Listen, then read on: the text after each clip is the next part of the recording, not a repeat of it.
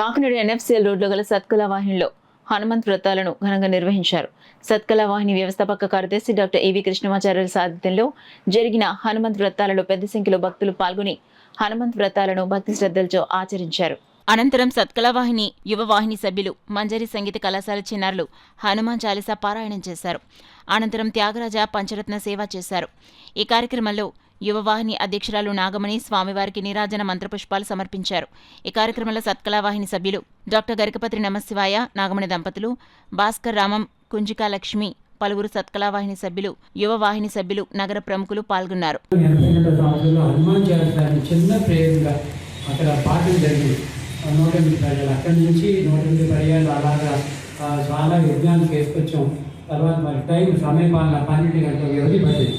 ఆ వ్యవధి కోసమని మనం 54 సార్లు 40 సార్లు ప్రస్తుతం 11 సార్లు 5 సార్లు మరి చేస్తున్న కొన్ని సమయాల్లో సందర్భం ఉన్నప్పుడు 1 గంట 2 గంటలు ఇప్పటికి కూడా ఈ పల్లకి ఎలాగా మోస్తూనే ఉన్నాం.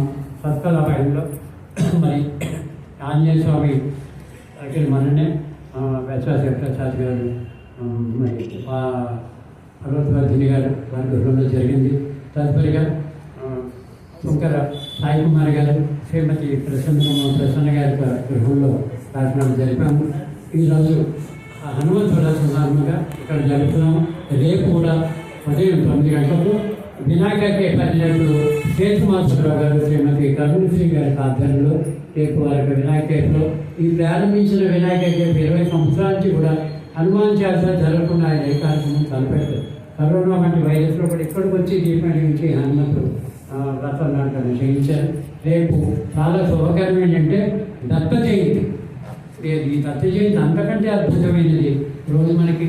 కాబట్టి రేపు కూడా ఈ కార్యక్రమం 9 నుంచి 12 గంటల వరకు వినాయక కేఫ్లో జరిగింది.